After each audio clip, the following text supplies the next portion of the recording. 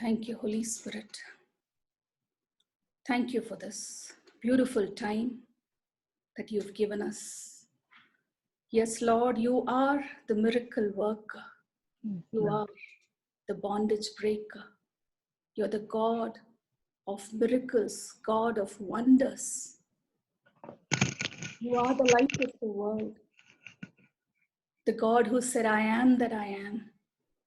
Is there anything too hard for me?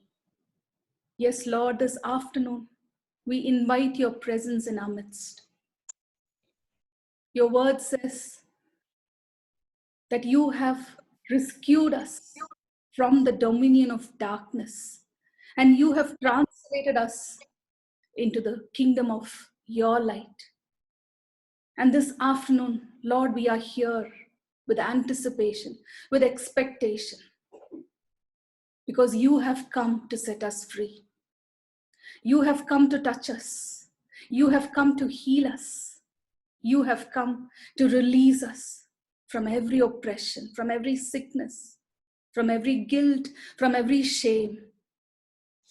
You died on the cross. You shed your blood so that we will live victorious life. Your word says that you came to give us life and life to the full. Lord, this afternoon, our eyes are upon you, Lord.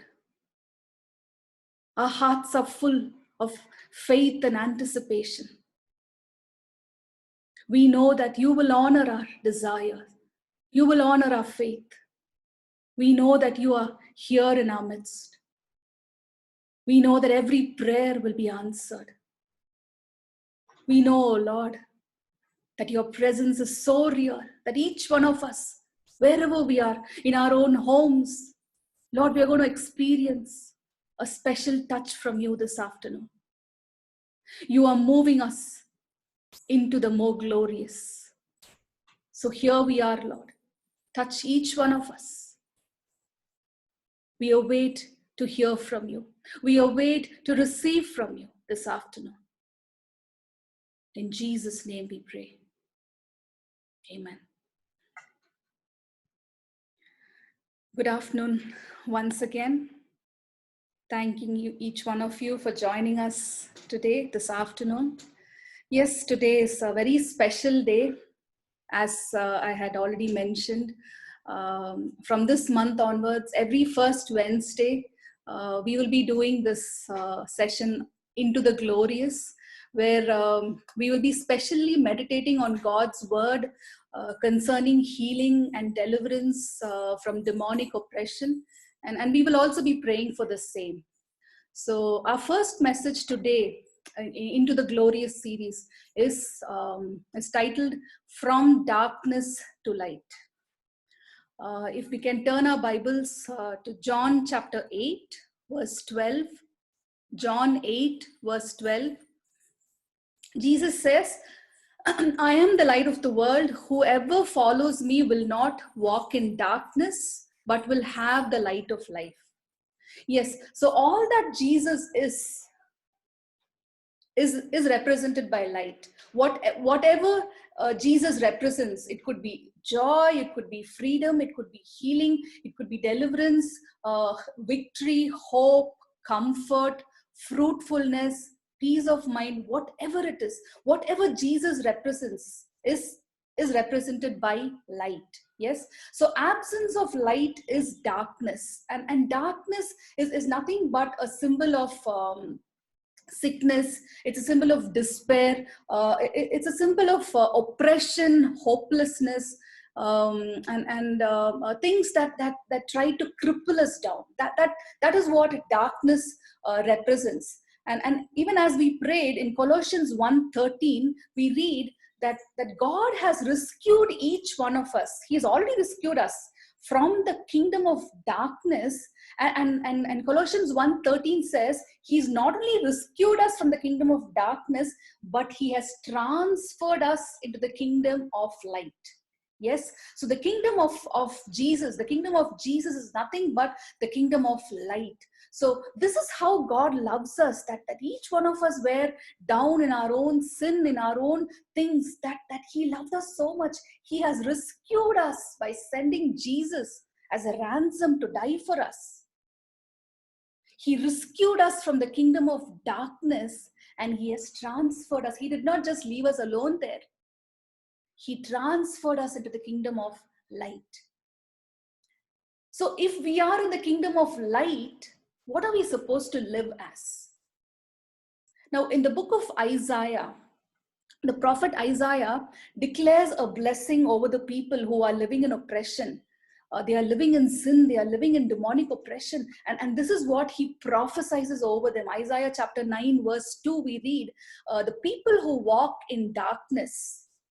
Now, we saw darkness represents sin, sickness, despair, hopelessness, oppression. So this is the prophetic blessing that is declared over a group of people who are living in darkness. He says, the people who walk in darkness will see a great light. Those who live in a dark land, light will shine upon them. This is a prophetic declaration that prophet Isaiah makes upon a group of people who are down in their sin, down in their sickness, down in their demonic oppression. They are in a state of hopelessness and despair. Now we read the same declaration that Isaiah makes. We read it once again in Matthew chapter 4, verse 16. This is what we read. The people who are sitting in darkness saw a great light. So what Isaiah prophetically declared people will see, Matthew says they have already seen.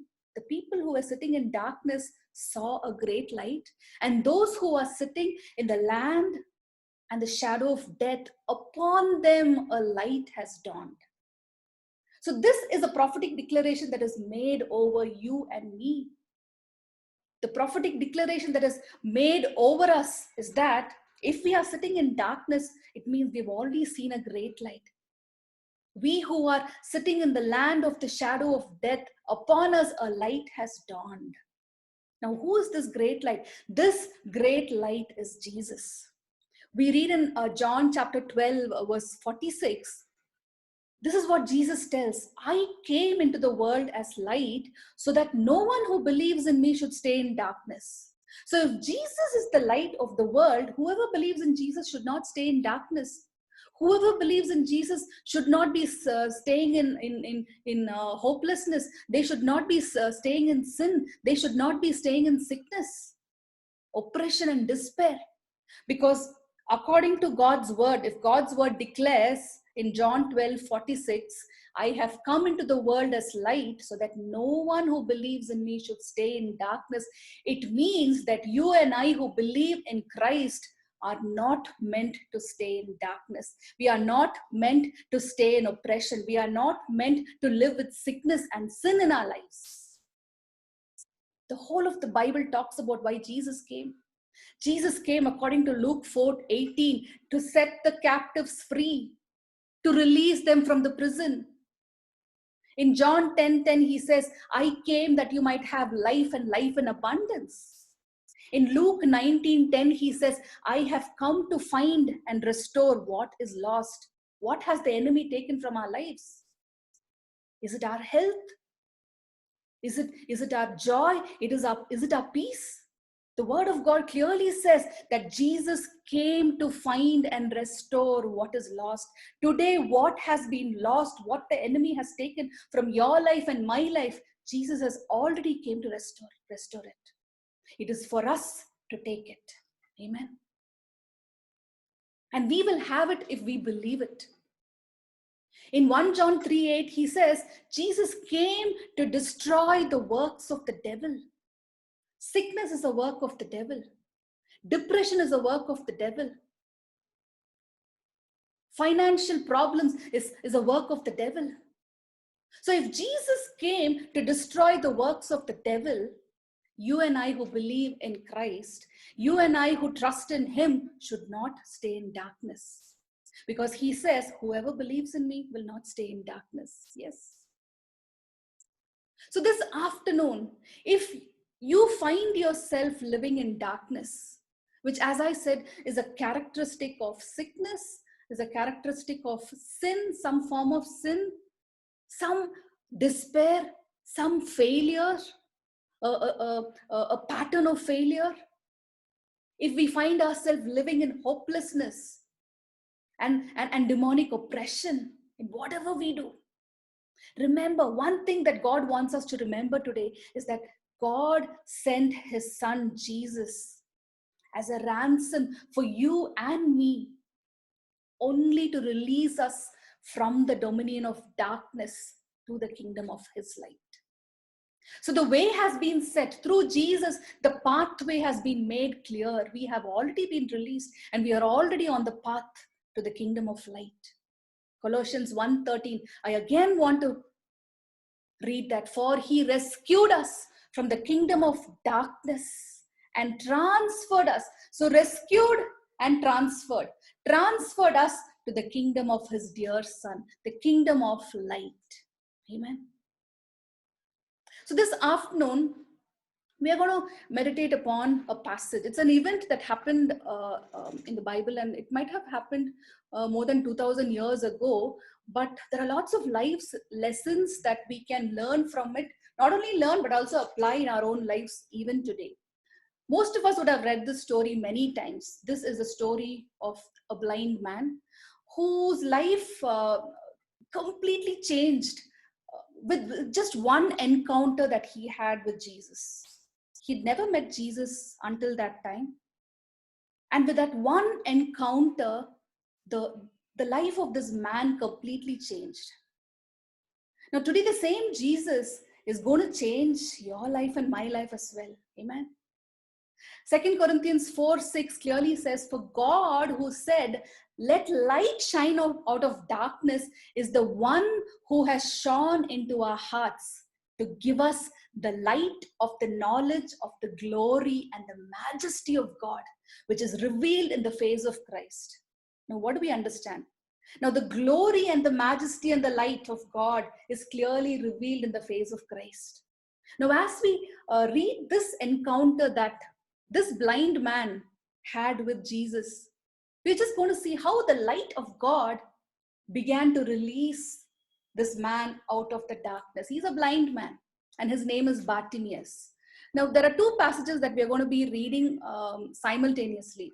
Now, the same event is recorded in both Mark's Gospel and Luke's Gospel, also in the book of Matthew. But we're going to be reading the passages from Mark 10:46 to 52, as well as Luke 18:35 to 42. So if you can turn your Bibles and put a mark in both of these passages, we would be simultaneously reading Mark 10:46 to 52 and Luke 18:35 to 42. To begin with, I'm just going to read with Mark 10. Mark 10:46 to 52 is what I'm going to read now. Then they came to Jericho, as Jesus and his disciples, together with a large crowd, were leaving the city. A blind man, Bartimaeus, which means son of Timaeus, was sitting by the roadside begging. When he heard that it was Jesus of Nazareth, he began to shout, Jesus, son of David, have mercy on me. Many rebuked him and told him to be quiet, but he shouted all the more, Son of David, have mercy on me. Jesus stopped and said, call him. So they called to the blind man, cheer up, on your feet, he is calling you. Throwing his cloak aside, he jumped to his feet and came to Jesus. What do you want me to do for you? Jesus asked him. The blind man said, Rabbi, I want to see. Go, said Jesus, your faith has healed you. Immediately, he received his sight and followed Jesus along the road. Now, this is the story of a blind man called Bartimaeus. And as we saw, because he was blind, he became a beggar. We are reading a story about a man who was blind yet could hear. He was blind, but he had faith. He had courage. He proved to be a man who was unstoppable. He was determined to get his desired miracle. The desired miracle in his case was restoration of his sight.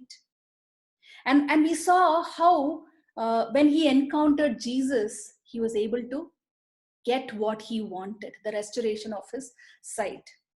Now, in Bible times, if we read the history of the olden Bible times, we see that begging was a recognized profession, was a kind of profession for people who were unable to support themselves. For example, blind people, lame people, paralyzed people, they were all put into the profession of begging. So people would carry them and place them at the roadside or outside the temple so that they could beg and fend for themselves. So we see that each of these beggars also wore a cloak that identified them as beggars. So anybody who saw them, even from a distance, knew that they were beggars. So there was a kind of an official uniform, you can call that as an official uniform, that every beggar had. And people who encountered them would hardly cast a glance at them because they were just beggars. They would just be looking at them only to give them money. But here you see the story of a man who got the attention of Jesus. And as we see, beggars were always stationed outside the city. They were not allowed to get into the city. They were not allowed to be a part of the crowd. And the story here also takes place in the outskirts of a city called Jericho. So as we meditate on these passages, I believe the Holy Spirit teaches us a lot of key elements that we can take for our own lives. And there are lots of things that is involved in this miracle story. Some beautiful truths that we learn. And there are about 10 truths that we learn from this story, which actually paves our way in positioning us for the desired miracle. There was something that blind Bartimaeus did. There was something about him, there was something different about him that caught Jesus' attention, that he stopped and he looked at him. So we're going to see those truths that we learn from this story. The first thing is, the first important truth that God wants to tell you and me at the outset, even before we go into the details of the story, the first thing is that he says, you are not an outcast. Sometimes we think, I don't deserve to do certain things. I don't deserve to be, to be in this position. There's a lot of, we feel so, so bad about our own self, about our own condition. It could be a physical condition or a financial condition, and because of that we are not in a position to do certain things for God. But here we see the blind beggar, according to the society, he was an outcast. He was not able to support himself. He was completely discarded by the society. He was let alone on the roadside to fend for himself. But we see that Jesus found him. Even though he was discarded by the society, even though there was nobody to even think about him or care for him, we see that there was this man, Jesus, who found him and who gave him that desired miracle. This blind man could have been sitting for a long time on the road with hardly anybody paying any attention to his cry. But Jesus heard his cry. Amen. So if we have been going through a time of struggle or despair or loneliness, if we have been feeling that there's nobody really who there's no one who really cares for me, I have this real orphaned feeling, I have this abandoned feeling, I'm going through a lot of depression, there is good news for us. I just want to say, don't lose hope. The miracle worker, we just sang that song, the miracle worker, the bondage breaker, the life giver, the healer, he's just walked in. He's just walked in, and he knows what you are going through. Just remember, when the light of the world, Jesus, walks into your life and my life, he will just turn our life around. He will turn our darkness into light. This is what the psalmist cries in Psalm 142 verse 3 and 4. Psalm 142 verse 3 and 4. Look and see. There is no one at my right hand. There is no one concerned for me. I have no refuge. No one cares for my life. Verse 5. But I cry to you, Lord. I say, you are my refuge. You are my portion in the land of the living. Now this applies to each one of us today. We might think that nobody cares for me. There's nobody to whom I can even share my deepest concerns. But just like the way the psalmist cried to the Lord, we are going to cry to him, Lord, you are my refuge.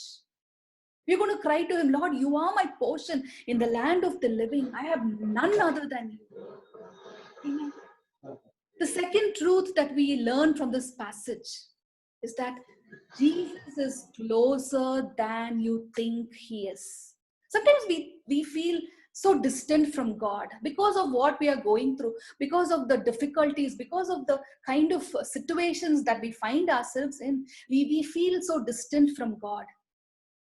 Luke 18, 36 to 37, we read, when he heard the crowd going by, he asked what was happening. And they told him, Jesus of Nazareth is passing by. Now, in this story, we read that Bartimaeus, this blind man, was blind. But he could hear the sound. He could discern that there was a change in the atmosphere. Now, his physical condition did not make him insensitive to what was happening around him. Many times in our own lives, we become insensitive. We become callous to the things of God, to what is happening around us. We become insensitive to the supernatural realm because we are caught up with our own physical circumstances. We feel so distant from God. Now, the truth is that Jesus is closer than we think. Amen. Acts 17, 27 to 28 says, God intended that they would seek him and perhaps reach out to find him, though he is not far from each one of us. Verse 28, for in him we live and move and have our being. What a beautiful promise, right? In him we live. We find our existence in him. We live in him, we move in him, and we have our being in him. He's not far away from each one of us. He is there, right there, within us, right there in front of us, right there beside us. And the word of God clearly says that we should seek him. We have to reach out to him. In order to find him, we need to reach out to him. Now, blind Bartimaeus, this blind man, was alert in his spirit. His physical circumstances, as we saw, did not make him insensitive to what was happening. He discerned that Jesus is passing by. His circumstances did not make him lift up his hand in despair and say, I'm done with this. I don't think I'll ever have a change in my life. He did not lose heart. He was desperate for a change, and that desperation for breakthrough made him so alert to the presence of God around him. Today, God knows your desperation. Each one of us are desperate for a change. Some of us are desperate for a physical healing, a breakthrough. Some of us are desperate for some change in our situations. Some of us a financial need. Some of us are looking for a breakthrough in a relationship. Whatever we are desperate for, in this season, I believe we need to ask the Lord to activate our senses, to activate our discernment, so that we will be able to identify. You and I need to discern the move of God in our life. Bartimaeus could have completely lost his chance for a breakthrough if he did not discern that Jesus was passing by, because nobody had that. Nobody was intending to even tell Bartimaeus, hey, you blind man, you want the healing, right? There's Jesus passing by. You want to talk to him. Nobody was even concerned about doing that. It was Bartimaeus who discerned it. So if you need a change, you need to discern the move of God. You need to identify what God has for you. You need to ask God. You need to get a word from the Holy Spirit. Many people can pray for us, but we have a role to play in our own breakthroughs. Amen. He could not see Jesus, but he could feel his presence. The question is, what are you feeling today? In the midst of your infirmity, in the midst of your failure, in the midst of the fatigue that you're going through, in the midst of the struggle and the pain that you're going through, what are you feeling? Are you feeling the intensity of the pain, or do you feel the presence of the healer passing by? Hasn't he promised in Exodus 33:14, my presence will go with you and I will give you rest? His presence is here in our midst. I want to tell you, Jesus is passing right where you are, in your own homes, wherever you are listening to this message from. People may have ignored your pain. People may have ignored your struggles. But I want to say that Jesus cares for you.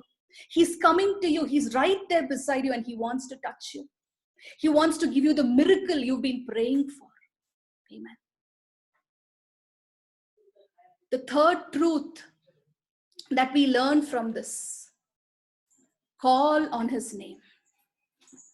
Mark chapter 10, verse 47. When he heard that it was Jesus of Nazareth, he began to shout, Jesus, son of David, have mercy on me. Now, Bartimaeus knew who Jesus was. He knew that his miracle was just a step away. So he was determined to not let go of that moment. The courage that Bartimaeus displayed, I believe, was directly proportional to the knowledge that he possessed about Jesus. He knew who Jesus was. He knew what Jesus could do. And that's why he got desperate. Today, in the midst of your struggle, do you know who your God is? Are you desperate for a change because you know who your God is? Are you desperate for a miracle because you know what the power of your God is? The question that God is asking to each one of us, do you know your God? Who is he to us? Who is he to you? He is the Alpha, he is the Omega. The word of God says that he is the great and mighty God, the rock of ages, the King of kings, the Lord of lords. He is the ancient of days. He is the eternal God. He is my God. He is my refuge, my fortress, my healer. He is the Prince of Peace. He is the bread of life. He is the manna that came down from heaven. He is the Lamb of God, the Lion of Judah. He is the God of the battle. He is the God of glory. He is the God of mercy. He is our Savior. He is our friend. He is the light of the world. He is our counselor. He is our great shepherd. Who is he to me? Who is he to you? He is my guide. He is my hope. He is my shelter. He is my daddy. He is my king, my lover, the lover of my soul. He is my all in all. Do you know who your God is? Can we call on the name of God just like the way Bartimaeus did? He said, Jesus, son of David, have mercy on me. He didn't care who was there. He just didn't care. He just began to call on his name. The word of God says in Proverbs 18:10, the name of the Lord is a fortified tower. The righteous shall run into it and they are safe. So we can run into that name because that name is our shelter, our shield. Micah 4:5 says, all nations may walk in the name of their gods, but we will walk in the name of our God forever and ever. We will walk in the name of our Lord forever and ever. Amen. Acts 2:21, we read, everyone who calls on the name of the Lord will be saved. Everyone. Today, if you call on the name of the Lord, he will save you. He will heal you.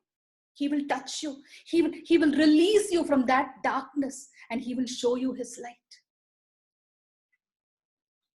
Fourth truth that we learn from this passage. Be persistent. Luke 18 verse 39. Those who led the way rebuked him and told him to be quiet. but he shouted all the more, "Son of David, have mercy on me." Now we see there seem to be a group of people who seem to lead the way. Yes, if Bartimaeus' condition was not bad enough, there was something else that was trying to oppress him. There was a group of people who tried to silence him. So it's always that when you are on your way, when you are heading to your miracle, there are many times you will be silenced in many ways. People may ignore you, leadership may try to silence your voice, but the truth is, Jesus hears your voice. The blind man was persistent in getting what he wanted. He ignored all those people who rebuked him. They told him to be quiet. But we see here there was persistence. His eyes was on Jesus, his ears to his call. His voice could not be silenced. The people who led the way rebuked him. They commanded him to be quiet. But the Bible says he shouted all the more, "Jesus, Son of David, have mercy on me." There was pain. There was determination. There was so much of need in that voice. He shouted, "Jesus, Son of David, have mercy on me." Today, Jesus wants to hear you call on him. When was the last time we called on that beautiful name, Jesus? Jesus, have mercy on me. When was the last time we actually enjoyed calling that name? First Chronicles 16:11 says, "Seek the Lord and his strength, seek his face continually." Now, in the Bible, we read about a man who was called Jacob in Genesis chapter 32, where we read that he wrestled with God. Genesis 32:24 to 26, we read, "Jacob was left alone, and a man wrestled with him till daybreak. When the man saw that he could not overpower him, he touched the socket of Jacob's hip. So his hip was wrenched as he wrestled with the man. Then the man said, 'Let me go, for it is daybreak.'" Look at what Jacob tells him. Jacob replied, "I will not let go of you until you bless me." There was determination. Today, is there determination? Is there persistence in your prayer? Or have you given up? Fifth truth that we learn from this passage. Faith pleases God. Now, there is a level of faith that pleases God, that God is so pleased with. In this passage, we see that Jesus stopped when he saw the blind man's faith. As we read about this blind man, the blind man has no vision, he has no provision, but he had enough faith. Yes, no vision, no provision, but enough of faith. Today, you may not have the things that you really need, that you really want, but the question is not about what you do not have. The question is about what you have. Do you have the faith that pleases God? Do you have the kind of faith that God is pleased with? Several years back, my husband was very ill. It was a condition that had no cause or reason to it. His platelet was zero, and it stayed zero for 3 days in spite of medications, in spite of so many medical interventions. There was no change in his platelet count. I remember very distinctly those days when I was in the hospital with him. There were several types of prayers I had prayed. But there's one distinct prayer that I get reminded often, even today. I always used to pray several scripture verses over him, of which Matthew 17:20 was my favorite. Now, Matthew 17:20 says, Jesus says, "Truly I tell you, if you have faith as small as a mustard seed, you can say to this mountain, move from here to there, and it will move. Nothing will be impossible for you. That's what Matthew 17:20 says. Now, I used to take hold of this verse, and this is how I used to pray. Lord, you said that if I have faith as small as a mustard seed, I can speak to any mountain that is standing in front of me. But Lord, I want to tell you that my faith in you is as big as a mountain. This is what I used to tell God. Lord, I have my faith in you is as big as a mountain. I want to see this breakthrough. I want to see this healing. I used to pray, Lord, you said nothing will be impossible for me, Lord. I want to see this miracle. I want to tell you, my God came through for me. In 7 days, my husband recovered. Amen. He's a promise-keeping God. You can trust him fully. He will honor your faith.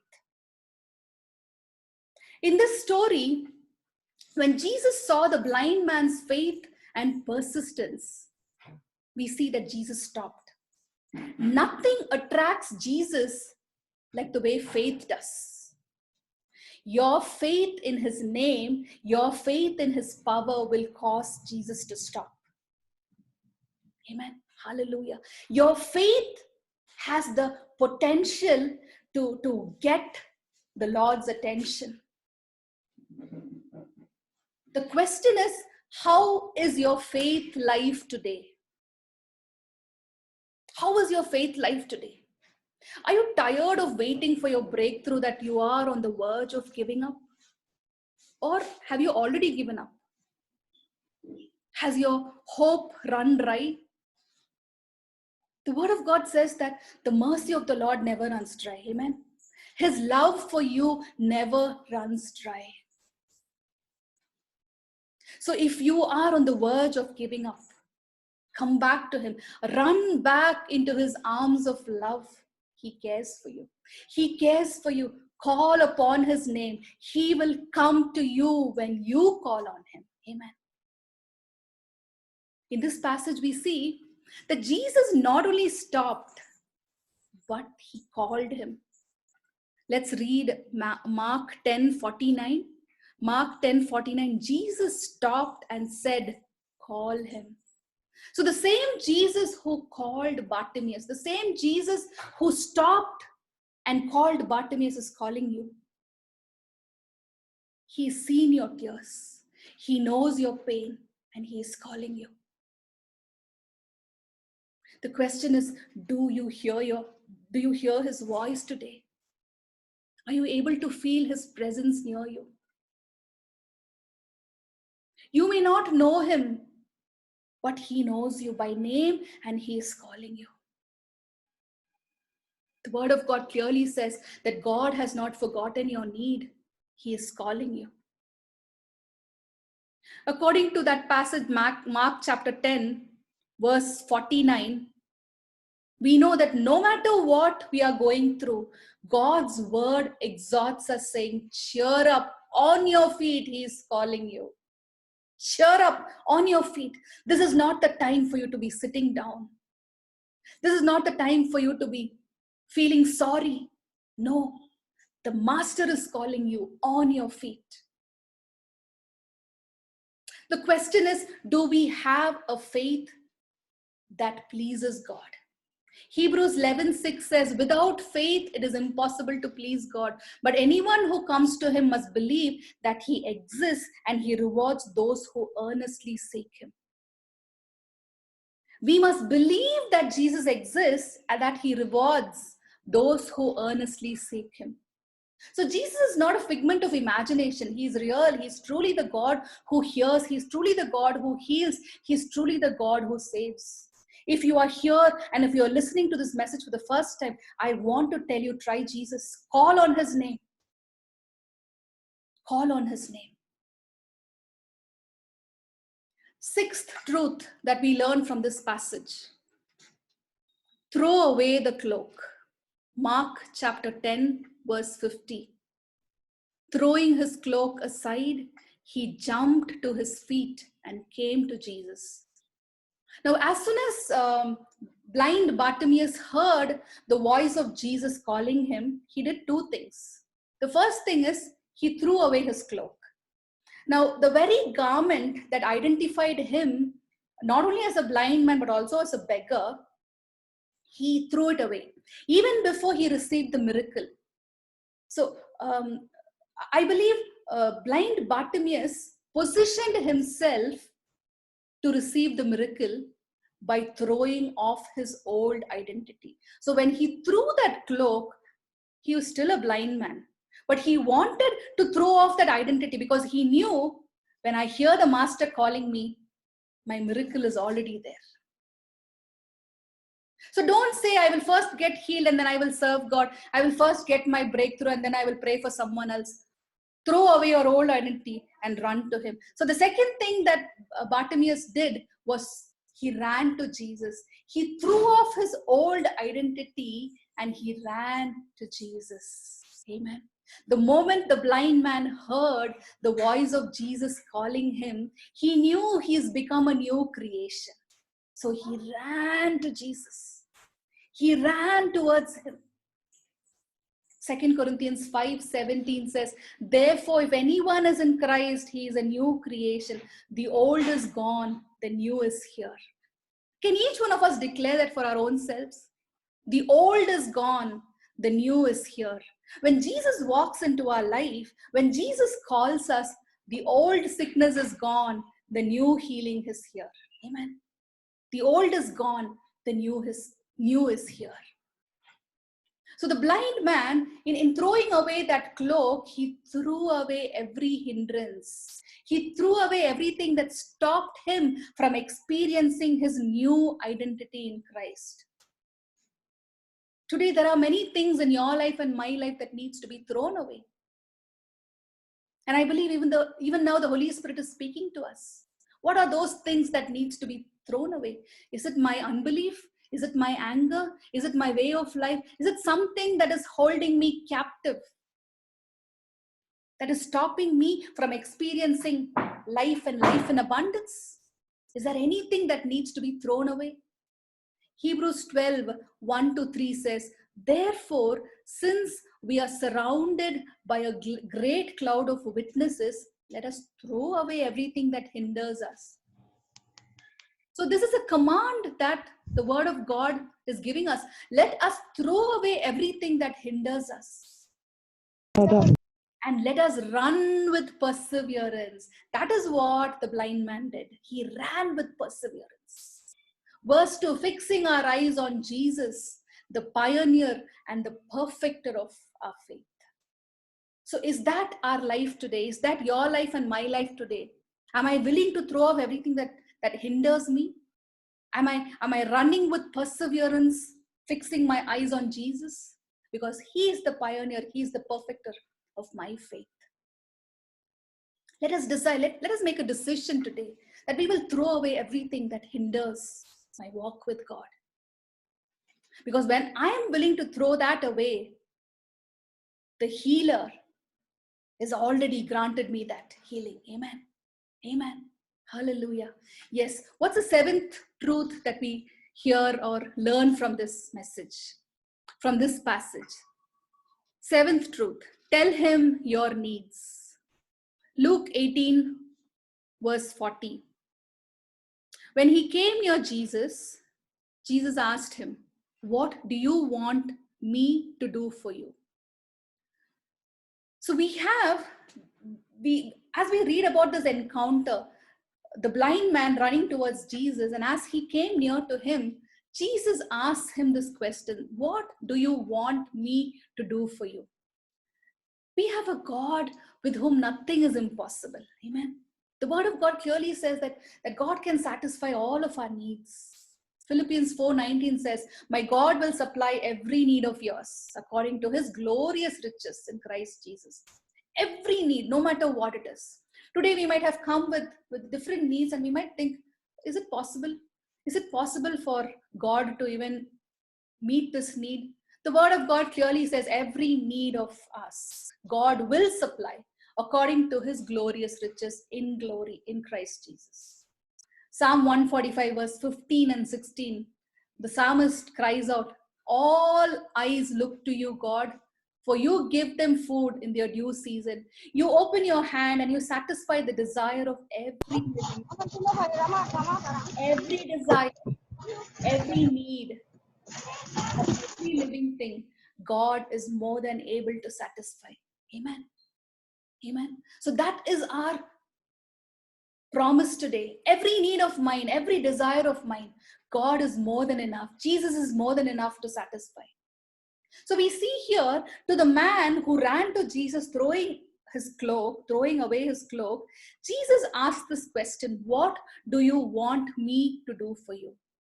Jesus already knew his need. It's not that Jesus did not know what he wanted. Jesus already knew what he needed.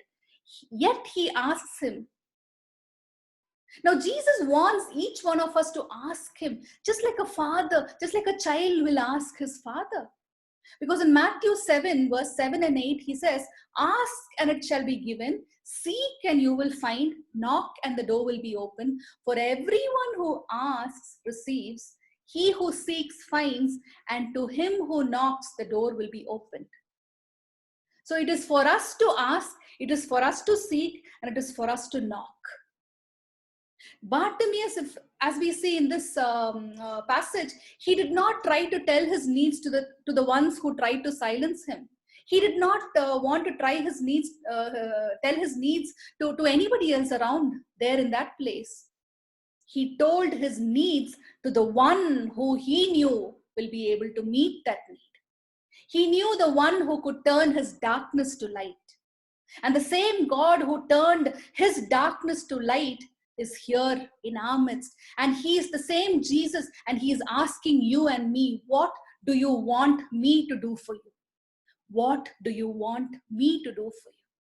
This is what Jesus is asking each one of us. Eighth truth that we learn from this passage: be specific when you pray. Luke 18 verse 40. This is what the blind man answers Jesus. Lord, I want to see. He replied, as simple as that. He did not say anything else. That was his need. And he said, Lord, I want to see. I remember when my daughter was first learning to pray, she always prayed the same kind of prayer. Lord, dear Lord Jesus, bless Mama, bless Dada, bless my brother, bless Grandpa, Grandma, bless everybody in the world. Give us good food. Thank you for giving us this food. So there was a kind of prayer that she used to pray every day. And she used to finish it saying, in Jesus' name, amen. Now there came a time for her where she had to step up higher in prayer. She needed to learn to be more specific when in what she prayed, not just ask in general, not just pray a sweeping blessing over everybody, over the family members, over the earth, and over everybody else. She had to learn to pray specific prayers. And over time, her prayer life changed. And today at 16 years, she is, I would say she's one of the, she's grown up to be a very strong prayer warrior. But I believe many of us, even older adults, who have walked with the Lord for many years, who've known the Lord and are well advanced in terms of age, we still sound like small children when we pray. We've never grown up in our prayer life. We still want to pray those general childlike prayers, even though God wants to answer them. God wants us to ask specifically. It is God's desire that with childlike faith, we ask God specific things. In 1 John 5, 14 to 15, we read, this is the confidence we have in approaching God, that if we ask anything according to his will, he will hear us. So we need to ask that something. We need to ask specifically so that whatever we ask according to his will, he will hear us. So how was your prayer life? The question is, how has your prayer life been? Just because I'm caught up in a situation, just because I'm going through a situation, has that affected my prayer life? Has it brought my prayer life down, or has it stepped my prayer life higher? How is your prayer life today? Be specific in your prayers. The ninth truth that we learn from this passage: Your faith moves mountains. Luke chapter 18, verse 42. Jesus said to him, receive your sight. Your faith has healed you. Now, if we just imagine what this blind beggar, this blind Bartimaeus would have gone through, he would have gone through a lot of social stigmas and a lot of limitations he would have faced, because he could not go out in the crowd. He could not go to places where everybody went. He had to stay on the roadside. He had to cover himself with a cloak to tell people who he was. Because he was blind, he could not see what others saw. Yet he had something that somebody else did not have. He had the faith to be healed. And that's exactly what Jesus tells him. Your faith has healed you. Now, if Bartimaeus could receive his healing just by having enough faith, you and I, with having enough faith, we can also receive our healing. Do we have the same faith that Bartimaeus had? Faith activates the supernatural. There's one post today I posted on Facebook. Faith captivates the heart of God and activates the supernatural. I just had this dropped into my spirit. Faith captivates the heart of God. It not only captivates the heart of God, it kickstarts or activates the supernatural. Now, the Bible says it was only by faith that Abraham became the father of the multitudes. We read about him in Hebrews 11. Hebrew 11, verse 11 to 12, we read, by faith, Abraham, even though he was past age and Sarah herself was barren, was enabled to become a father. It is faith that enabled Abraham. Amen. It was faith that enabled Abraham in spite of his old age. And it is that same faith that can enable you and me to receive our miracle. Amen. You and I can receive our miracle with the same faith that Abraham had. Even though he was past age, by faith he became a father. Amen. In spite of the limitations he had in the natural, by faith Abraham received his miracle. Today, what are your limitations? What do you think are your limitations? Is it your age? Is it your job? Is it your health? Is it your past? Is it your present? Is it your finances? No matter what it is, by faith, everything is possible. So let us ask God today to rekindle that faith. If for some reason we find ourselves going low, that our faith is not up to the mark, let's ask God to rekindle our faith in Him. Amen. 10th, last and final truth that we learn from this passage. Follow Jesus. Luke 18:43, we read, immediately he received his sight and followed Jesus, praising God. When all the people saw it, they also praised God. Now we read from this passage, the moment faith was activated, miracle followed. When it is done in the supernatural, the physical automatically follows. Amen. So as soon as the blind man received his miracle, two things followed. He did two things. The first thing is, it not only became, it was not only a testimony for him, but also for everybody around him who knew him. Those people who knew him to be blind Bartimaeus began to glorify God. They knew that this is no longer the same blind beggar. His identity is changed. His life has been changed. And knowing what has happened to him, we see that they began to glorify God. They began to praise God. So it became a testimony. Secondly, Bartimaeus became a disciple of Jesus, and he began to follow him.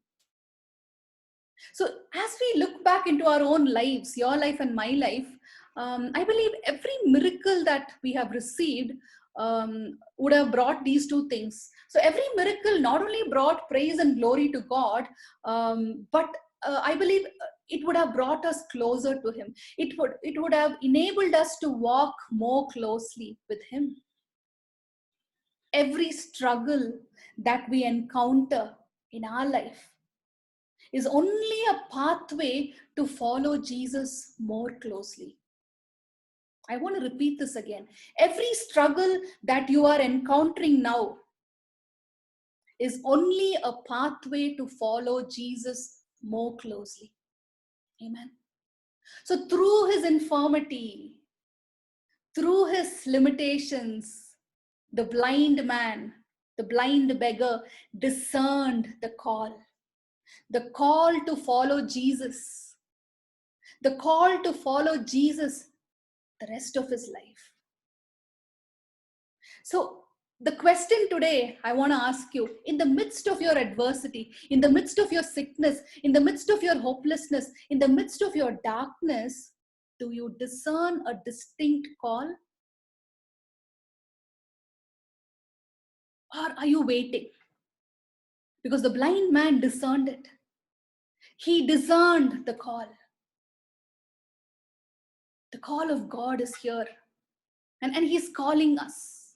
I believe it is for us to discern what he's calling us for. The word of God says, whatever we ask, he is more than enough to grant it to us. Amen. So let's go to him to receive his touch. And let's decide to follow him. To become his disciple for the rest of our life. Amen. So these are the 10 truths that we learn as we meditate on this beautiful testimony of how blind Bartimaeus received his miracle, how his darkness turned to light. If Jesus could turn his darkness to light, he can turn your darkness and my darkness into light. Amen. We're going to pray a general prayer right now, after which we will have a time of worship. We will play a song, and then we are going to be specifically praying for healing, for needs of healing. So if there are any needs that you want us to pray for, I request you to write on the chat box that is there so that we would pray for each one of you. Let's pray. Father, we thank you, Lord, for this beautiful time. Yes, Lord, you came to set us free. You came to turn our darkness into light. You came to release us from the dominion of darkness. You came to translate us into the kingdom of light. We thank you, Lord, for what you have already accomplished for us on the cross. And this afternoon, our hope is in you. Our faith is in you, Lord. What you did for blind Bartimaeus, you will do in each one of our lives. It doesn't matter what we are going through. It doesn't matter how intense, how deep, how impossible our situation seemed to us. You are more than enough for us. What you said, Bartimaeus, you are telling us, Lord. Your faith has healed you is what you told him. And today, Father, we pray for activation of that faith. We know, Lord, that our faith leads us and activates us into receiving that miracle that we've been praying for. Lord, if for some reason we have gone down in our faith levels, Lord, at this moment we pray, Holy Spirit, you will activate our faith. You will rekindle our faith. You will help us to let go of all our inhibitions, all our insecurities, all our unbelief, everything that hinders us, everything that stops us from receiving our miracle. Just like the way the blind man threw away his cloak and ran to Jesus. Lord, this afternoon, we want to throw away that cloak of unbelief. We want to throw away that cloak of anger. We want to throw away that cloak of sin. We want to throw away everything that hinders us, Lord. We want to keep our eyes on you. Our eyes are upon you, Lord. And we want to run to you, Father. We want to run into you, into your arms. The God who never forsakes us. It doesn't matter who has despised us. It doesn't matter who has ignored us. Jesus, you hear us, Lord. You are hearing us even at this time. And you are listening to every prayer that is being prayed. Lord Jesus, we come to you with a heart full of faith. We come to you knowing fully well that you are a healer, you are a deliverer. You are the light of the world. We come to you knowing fully well that you are our Savior. You are our Messiah. You are the God who is always there for us. The God who never abandons us, the God who never forsakes us. We are here knowing fully well that you have already paid the ransom for us. You've paid the price for our healing. You've paid the price for every blessing that we need to receive today. So touch us, Lord. Touch us. Touch each one of us this afternoon. You know every need. You know every person here. Just like the way you called Bartimaeus. You knew his need. You knew his desperation. And today, Father, we know that you know us, Lord. You have called us by name. You are aware of what we are going through. And you want to give us that miracle. You want to heal us. You want us to receive that blessing that we've been waiting for. That miracle that we've been longing for. So here we are. Prepare our hearts. Prepare our hearts. Holy Spirit, prepare us. Prepare us. Touch each one of us. Touch every person who's joined us. Touch every person who's listening to this message. You know their need, Lord. You know their needs. You know their pains. In the name of Jesus, we declare complete healing. We declare complete release from every spirit of infirmity, from every power of darkness. In the name of Jesus, may there be newness. Thank you. Thank you, Lord, for what you are doing in our midst this afternoon. Breathe into us. Breathe into us your new life. Your word says that you came to give us life and life to the full. May we experience that life to the fullest, Lord. May we experience your abundant life. May we experience joy and peace and hope and healing and comfort in every area of our lives, Lord. We commit this time into your hands. We worship you, Lord. In Jesus' matchless name we pray. Amen.